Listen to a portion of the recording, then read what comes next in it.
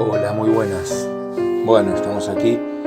Tenemos el estudio del artículo G, el pasú sujeto consciente, que pertenece al inciso funcionamiento de la esfera de conciencia del pasú. Estamos en la página 150 exactamente del libro Fundamentos de la Sabiduría Hiperbórea, volumen 1. Ahí se puede ver. Bueno, obviamente yo lo leo desde el ordenador, pero desde el mismo archivo con el que se hizo la impresión de este libro. Está escrito a máquina este archivo PDF y es imposible modificarlo. Así que bueno, estamos aquí y la lectura entonces es del artículo G, el pasú sujeto consciente. Realmente he leído unas páginas y interesantísimo esta explicación, y después del video anterior, que realmente fue un poco denso por decir, aunque muy instructivo, muy revelador, con una demostración grandísima de cómo es el funcionamiento de la esfera de conciencia del pasú, pues ahora en este tenemos como una enseñanza con su respectivo descanso. No hay que hacer gran esfuerzo mental por tratar de entender. Bueno, vamos allí entonces. El pasú sujeto consciente. Dice: en lo que llevamos estudiado sobre el pasú, hemos expuesto siempre el desarrollo de su pensamiento en el mismo orden en que se manifiesta el sujeto anímico en el microcosmos, vale decir, en el orden de la secuencia jerárquica: memoria arquetípica o estructura cerebral, memoria conceptual o estructura cultural, memoria representativa o esquema de sí mismo. Naturalmente, el sujeto sigue tal orden porque las estructuras se constituyen de acuerdo a la secuencia jerárquica, pero de esa situación de ningún modo se prolonga más allá de la infancia. El sujeto es la manifestación del alma en las estructuras psíquicas y por lo tanto propende a alcanzar la perfección arquetípica, a imitar al Manú, es decir, trata de cumplir la finalidad del pasú. Con este propósito, el sujeto se instala permanentemente en las estructuras superiores e intenta controlar desde allí la conducta del microcosmos. El objetivo, desde luego, es el de la finalidad: operar como sujeto consciente en el esquema de sí mismo o esfera de conciencia. Teóricamente, un pasú evolucionado debería contar con un sujeto consciente capaz de conocerse y conocer, de saber de sí, descubrir el designio en los entes y poner el sentido. Por eso, en este artículo seguiremos un orden inverso al empleado hasta aquí. Partiremos de la hipótesis de que describimos el comportamiento de un pasú ejemplar, tan evolucionado que su esfera de conciencia se ha desarrollado lo suficiente como para permitir la actividad continua del sujeto consciente. Con tal convenio estudiaremos el pensamiento consciente desde la esfera de luz, vale decir, desde el punto de vista del sujeto consciente. En el comentario quinto del artículo anterior se declaró que toda imagen mental puede proceder de la estructura cultural o bien ser producto de la fantasía. Vamos a explicar ahora cómo produce el sujeto consciente las fantasías que imagina. Para que la explicación no resulte muy compleja, es conveniente comenzar por observar las analogías que existen en la producción de imágenes por parte de ambos sujetos. En efecto, mientras que el sujeto cultural produce en la estructura cultural las representaciones que serán percibidas como imágenes en la esfera de luz, el sujeto consciente, por su parte, también es capaz de producir representaciones en la esfera de conciencia, cuyas imágenes son símbolos propios del esquema de sí mismo. Es decir, el sujeto consciente puede generar por sí mismo imágenes en la esfera de conciencia, sin que intervenga para ello el sujeto cultural y la estructura cultural. Tales imágenes se denominan fantasías. Así, el sujeto consciente es capaz de percibir imágenes en la esfera de luz, representaciones conscientes, tal como se explicó en el artículo anterior, y de imaginar fantasías. Nos preguntaremos entonces, ¿qué es una fantasía y qué diferencia guarda con una representación consciente? Para responder a lo primero, observemos lo siguiente. Una representación consciente puede emerger por dos causas. Primera, el sujeto racional descubre el designio de un ente externo y lo interpreta racionalmente, produciendo un esquema equivalente en la estructura cultural.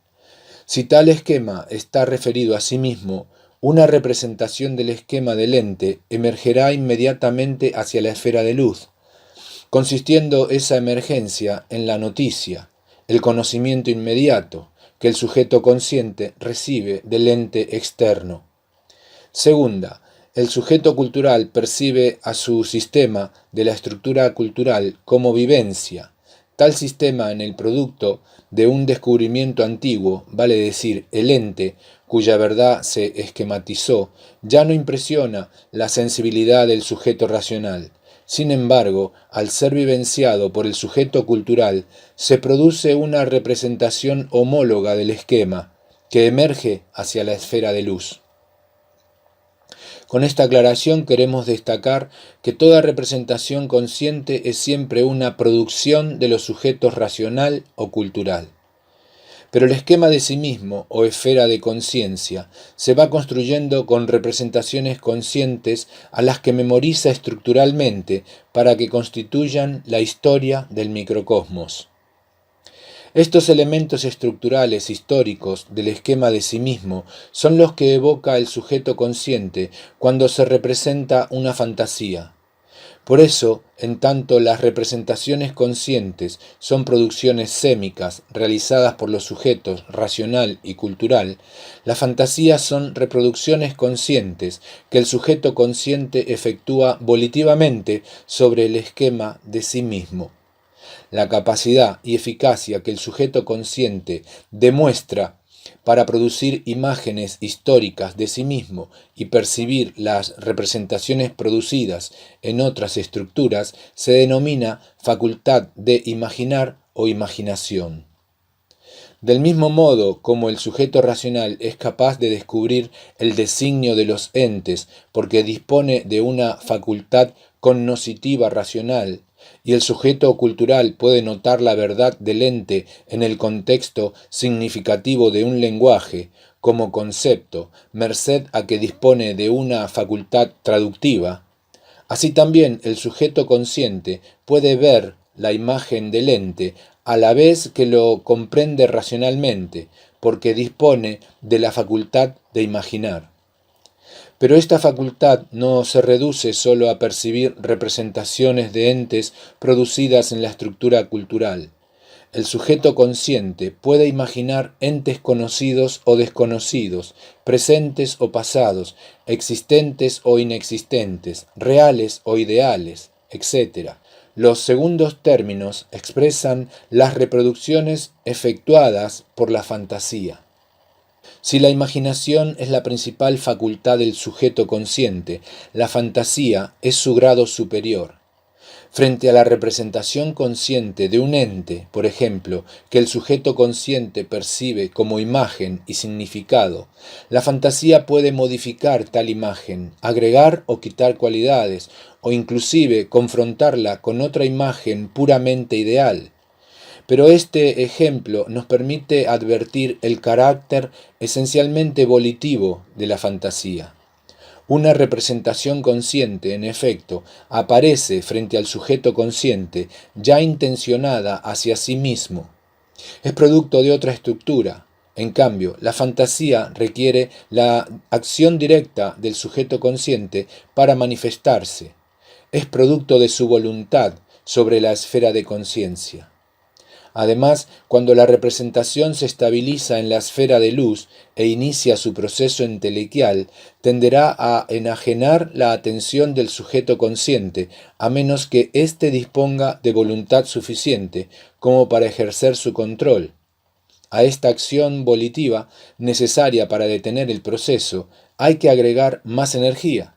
Si es que la fantasía pretende modificar la imagen del ente que representa la representación consciente. Vayamos ahora a la segunda pregunta. ¿Qué diferencia existe entre una fantasía y una representación consciente?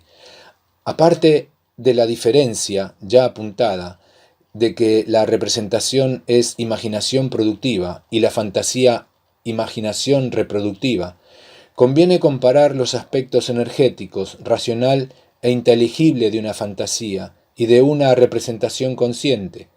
En el comentario primero que sigue se hará un estudio comparativo entre el aspecto energético de una representación y una fantasía.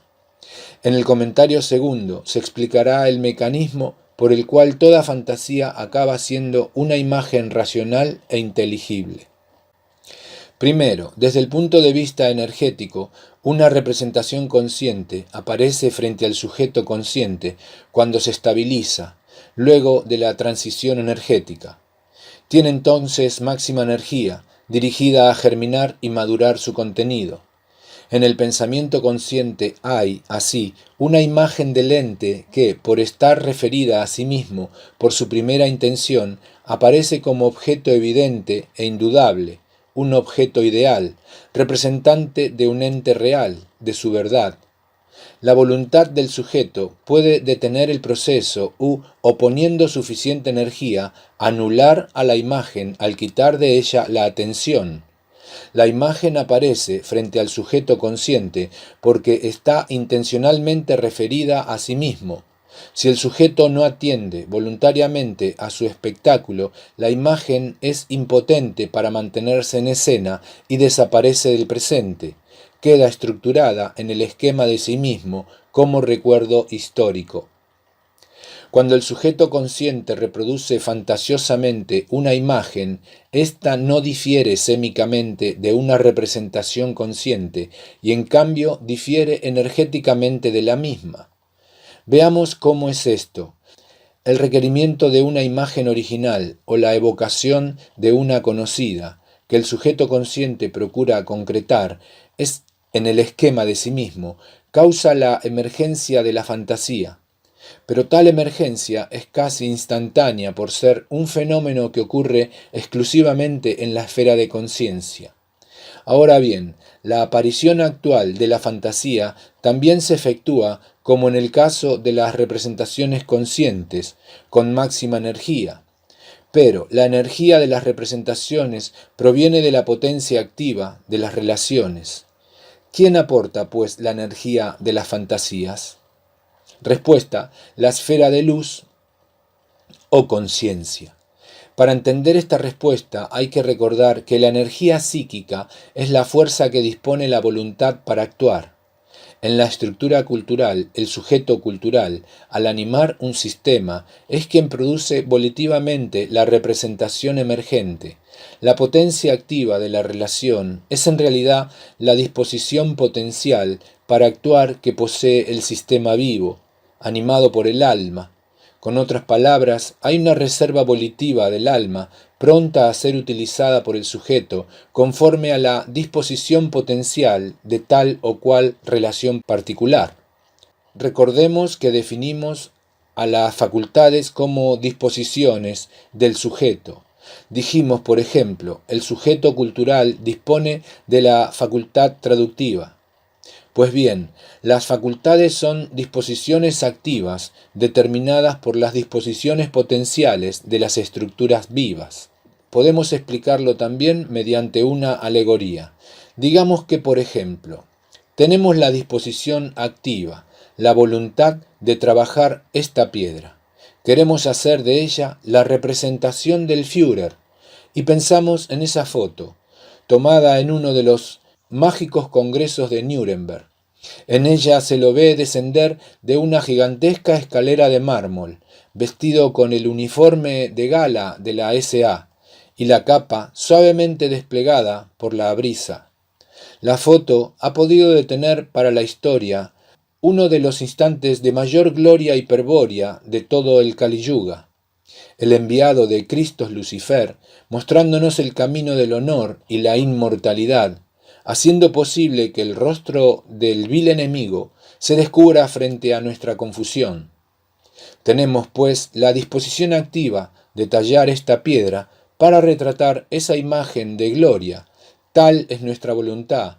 Pero, ¿nos permitirá la disposición potencial de la piedra cumplir nuestro propósito? ¿No es acaso demasiado pequeña? Habrá entonces que hacer una representación a escala.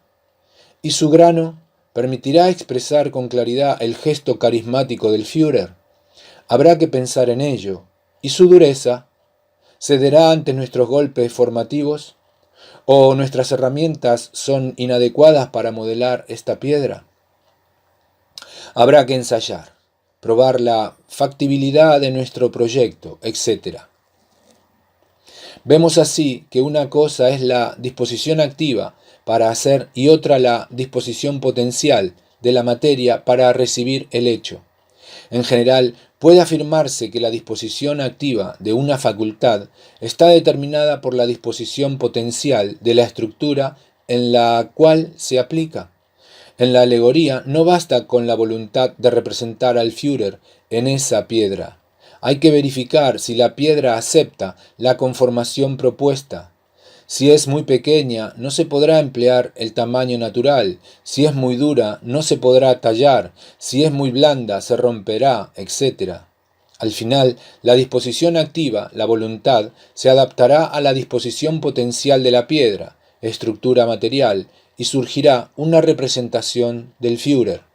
Pero tal imagen estará inevitablemente determinada por las dimensiones de la piedra, por la calidad de la materia prima. Del mismo modo, la disposición activa del sujeto cultural, su voluntad, determinada por la disposición potencial de la relación animada, su potencia activa, produce una representación de la verdad del ente que depende inevitablemente de las dimensiones del esquema, y de manera semejante el sujeto racional aplica su disposición activa, su voluntad, en la memoria arquetípica para actualizar los arquetipos invertidos y construir la estructura cultural. Pero tal disposición activa estará siempre determinada por una disposición potencial de los arquetipos para interpretar con mayor o menor fidelidad el designio del ente. Considerando estas aclaraciones, la respuesta anterior no debe ofrecer dudas. La disposición activa de su facultad de imaginar permite al sujeto representar una fantasía, pero tal imagen estará inevitablemente determinada por una disposición potencial de la esfera de conciencia o esquema de sí mismo, es decir, estructura de sí mismo, que es quien, en definitiva, aporta la energía. De aquí que la energía de la fantasía provenga de la esfera de luz o conciencia. Pero se puede completar esta respuesta destacando que, si bien la energía de la fantasía es aportada por la esfera de luz, ello ocurre por requerimiento del sujeto consciente, por disposición de su facultad de imaginar. Mas esto ya la sabíamos. ¿En qué forma completa la respuesta anterior? Advirtiendo que las fantasías son imágenes esencialmente sostenidas por el sujeto consciente, producidas volitivamente por sí y para sí, y al estar constituidas, como todo término psíquico, por símbolos arquetípicos, pueden llegar a desplegarse en procesos entelequiales que tienen, como ningún otro fenómeno psíquico, la posibilidad de enajenar la atención del sujeto consciente y enervar su voluntad. Esta posibilidad se expondrá en el artículo H. Continuemos ahora con el estudio energético de las fantasías. Dos imágenes, una representación consciente y una fantasía, pueden ser sémicamente homólogas y poseer ambas energía máxima. Sin embargo, diferirán esencialmente en una nota de la energía. Y esto debe ser así porque, si no, el sujeto consciente no sabría distinguir la imagen de un ente real de una fantasía ideal. No sabría diferenciar el plano de los entes reales del plano de los objetos imaginarios. La diferencia radica, según se dijo, en una nota de la energía, en la primera intención o dirección hacia sí mismo que posee la energía de toda representación consciente. Las fantasías, en efecto, no poseen la primera intención, puesto que no han sido referidas hacia sí mismo, sino que, por el contrario, se encontraban estructuradas en el esquema de sí mismo, y de allí emergieron en la esfera de luz, requeridas por el sujeto consciente. El sujeto ha puesto a la fantasía en la esfera de luz y la ha referido a un objeto ideal, a una idea. Por ser energética, la fantasía debe tener una intencionalidad, pero la misma apunta no a sí mismo, sino a una idea del sujeto. La fantasía reviste a tal idea, la conforma imaginariamente y se sostiene en ella. El sujeto consciente viene a ser, así, el soporte esencial de las fantasías, pues se desdobla voluntariamente para reproducirlas. Este desdoblamiento voluntario del sujeto en la fantasía, esta presencia íntima del sujeto en el objeto imaginario, hace que en todo momento exista conciencia del carácter puramente ideal de la imagen percibida. Algo muy diferente ocurre cuando la imagen es una representación consciente. Esta emerge frente al sujeto provista de una primera intención que la evidencia como representante de un ente y como objeto para el sujeto consciente. Pero tal objetividad óntica es a posteriori del conocimiento racional, pues la comprensión del esquema ha sido obtenida previamente, a priori, por el sujeto cultural.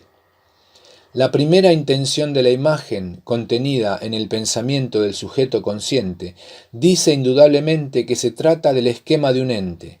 La vivencia del esquema experimentada previamente por el sujeto cultural dice a priori de qué ente se trata. Supongamos ahora que el sujeto consciente distingue con claridad la imagen de un ente y sabe, por la primera intención, que se trata de un objeto ideal de conocimiento. ¿Qué ocurre si el sujeto desea saber cómo sabe el objeto? En ese caso, el sujeto debe reflexionar sobre el objeto, vale decir, debe reflejarse en el objeto, situarse momentáneamente en él y desde él apercibir al sujeto como objeto. En esta inversión de la relación sujeto-objeto, el sujeto consciente puede verse a sí mismo viendo, conocerse, conociendo, puede saber cómo sabe el sujeto del objeto. Pero tal invasión del objeto por parte del sujeto consciente introduce irreversiblemente una alteración en su composición energética. Se superpone a la primera intención una segunda intención dirigida hacia el sujeto. Mas las imágenes de entes con segunda intención ya no son tan claramente objetivas, se tornan cada vez más subjetivas y terminan por provocar la desconfianza del sujeto. Lo que sucede es que una prolongada reflexión del sujeto sobre un mismo objeto conduce a su subjetivación, a la imposibilidad de distinguir con claridad lo que realmente pertenece al ente y lo que ha sido puesto en el objeto por la imaginación. Cuando ello ocurre, el sujeto, impotente para confirmar la realidad del ente, desconfía y duda de todo el macrocosmos. Para que la reflexión del sujeto consciente no ocasione la subjetivación del objeto, el hombre debe cultivar el ejercicio de la fantasía. Sus imágenes, en efecto, no poseen primera intención, pues no proceden directamente del mundo, y además el sujeto sabe desde el principio que se trata de objetos imaginarios. La reflexión sobre un objeto de la fantasía por un sujeto que no pierde de vista en ningún momento el mundo de los entes reales es la manera más segura de conocer el microcosmos y de afirmar el macrocosmos, evitando la confusión entre ambos o la negación de uno de ellos. Naturalmente, esta opción de reflexionar solo sobre objetos ideales, producto de la fantasía, entraña una condición. No es apto para sujetos volitivamente débiles. Existe aquí, como en todas las vías del conocimiento superior, en el sentido en que superior es el conocimiento consciente con respecto al racional, un peligro. El peligro de que la energía íntima del objeto ideal supere a la voluntad del sujeto y despliegue sobre él, y no frente a él, como las representaciones conscientes, su proceso entelequial. Esta posibilidad, como ya se adelantó, será expuesta en el artículo H. Segundo, sabemos ya que las representaciones conscientes son racionales a priori, por percepción del sujeto racional, e inteligibles a priori, por percepción del sujeto cultural. La percepción de la imagen que obtiene el sujeto consciente es, pues, a posteriori de la percepción racional e inteligible de la verdad del ente que representa.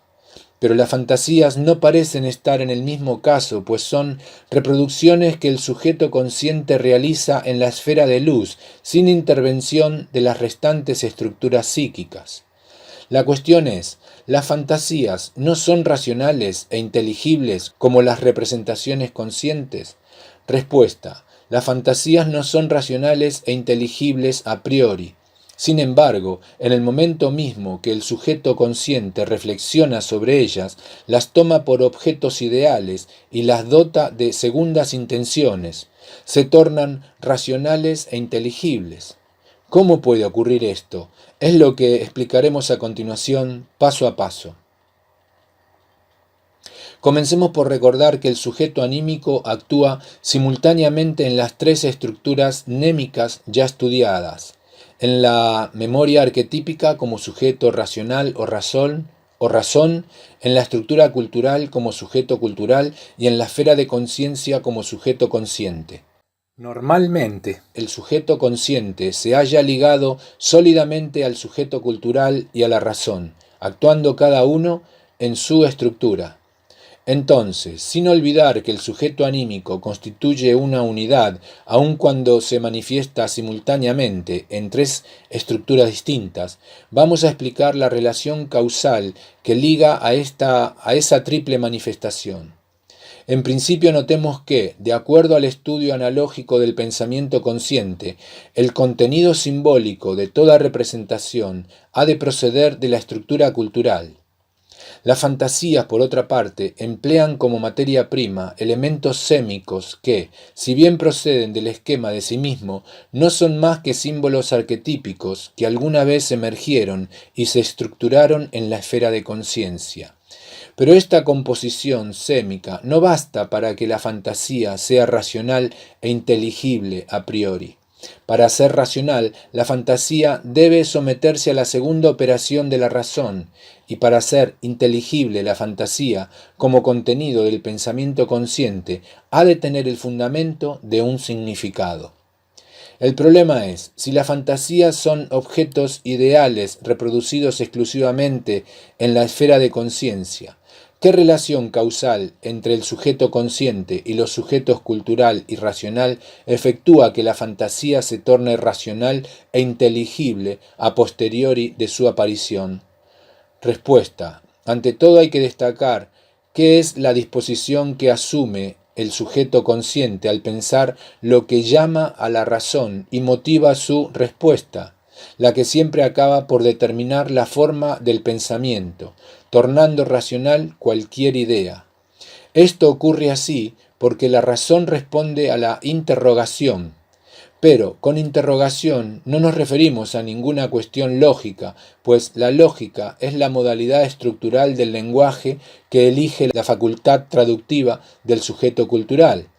Para notar la verdad del ente en un contexto significativo, vale decir, la lógica es una propiedad del pensar racional que interviene a posteriori del acto de la razón. La interrogación a que aludimos es simplemente un movimiento del sujeto consciente, aquella flexión que el sujeto consciente realiza voluntariamente para dirigirse hacia un objeto ideal. En el estado mental del pasú, o viria perdido, la razón responde a casi todos los movimientos realizados por el sujeto consciente, con operaciones de interpretación esquemática. Vale decir, la razón interpreta operativamente la impresión que el objeto ideal causa en el sujeto consciente y construye un esquema equivalente, racionalizando la fantasía.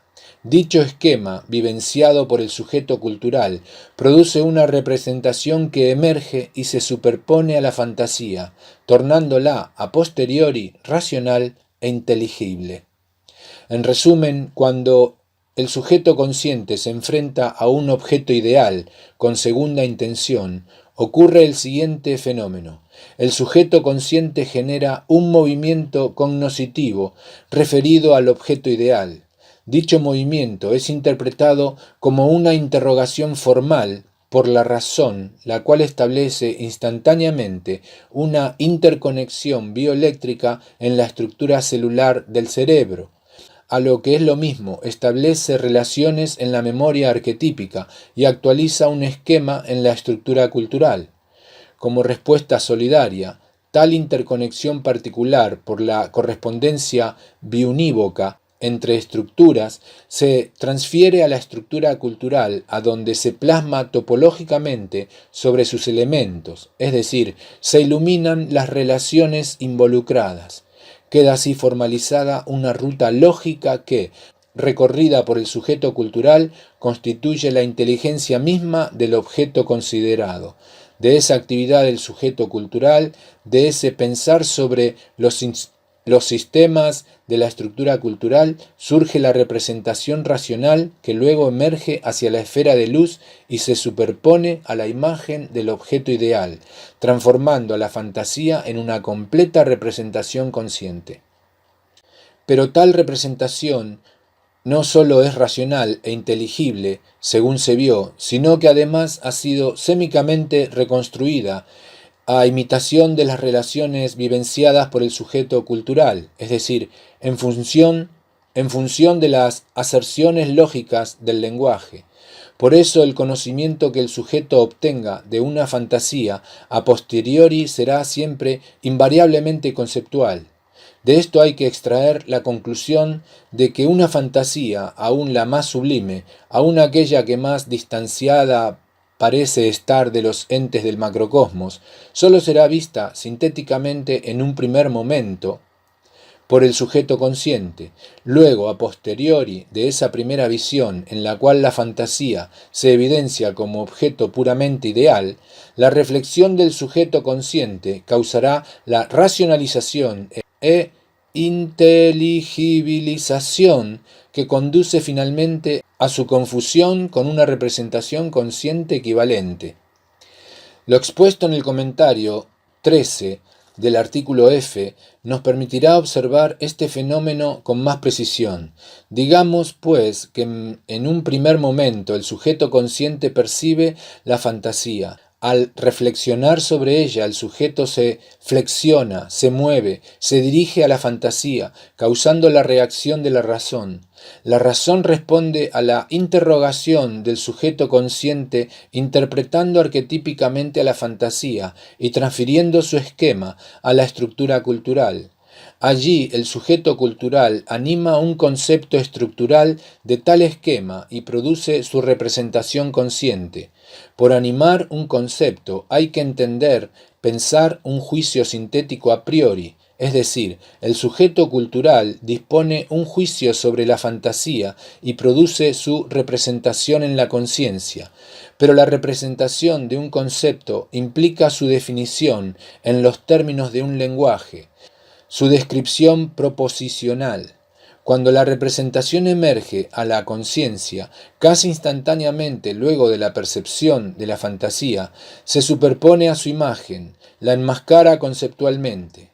Entonces la fantasía se torna súbitamente significativa para la apercepción del sujeto consciente. La apercepción de la fantasía no sólo evidencia la relación sujeto-objeto para el sujeto consciente, sino que la encuentra fundada sobre un significado claramente conceptual, sobre una descripción semiótica, sobre una definición proposicional. Tal es la apercepción a posteriori de la fantasía. El sujeto la encuentra significativa, la entiende porque la ve, a posteriori a través del velo de su descripción analítica. No hace falta insistir demasiado en que la comprensión racional de una fantasía constituye, en realidad, su ocultamiento tras una máscara cultural. Cuando el pasú entiende conceptualmente una fantasía, ello significa que la misma está cubierta con un símbolo que la representa e interpreta analíticamente frente a la apercepción del sujeto consciente. Y dicho símbolo o descripción no sólo enmascara y deforma la imagen de la fantasía, sino que mutila y altera definitivamente sus propiedades e introduce toda suerte de desviaciones nociológicas. Para el pasú no existe, pues, más vía superior de conocimiento que la quietud del sujeto consciente. Solo un sujeto inflexible, en efecto, podrá evitar la reacción de la razón ante la fantasía y conseguirá percibirla como tal. Por eso todas las escuelas esotéricas y religiosas de la sinarquía proponen a la contemplación pasiva como método del conocimiento metafísico. El viria, es decir, aquel que es expresión del espíritu encadenado, por el contrario, no desdeñará jamás la acción anímica y ello no le impedirá percibir las fantasías en toda su luz. ¿Cómo? Primero adoptando una actitud graciosa luciférica, que será explicada en la segunda parte, y luego descubriendo en sí mismo al yo infinito. Vaya, realmente estupendo este conocimiento, pues ir conociendo a este pasú en toda su funcionalidad mental, en cómo intenta capturarlo y controlarlo todo, es que deja a cada uno de los lectores, a nosotros, pues en una cierta problemática a medida que vamos leyendo. Pero en este último párrafo, que yo en cierto sentido percibía internamente, digo, en esta lectura estoy sintiendo la necesidad de una gracia. Y en el último párrafo, pues lo dice muy claramente. ¿Cómo? Primero adoptando una actitud graciosa luciférica. Y por lo tanto es lo que realmente nos salvará, si sirve la palabra, del pasú y de cómo está él construido, constituido y esclavizado a la finalidad y a la suprafinalidad. Entonces, bueno, he agregado esta imagen mientras hacía este comentario, porque también en algún momento lo he pensado, y es siempre muy bueno estar siempre recordando que estas esferas son lo que se está explicando en estos incisos. Bueno, hasta aquí y nada. Nos vemos en el próximo artículo, que será el H, el mito y el símbolo sagrado. Hasta pronto. Chao.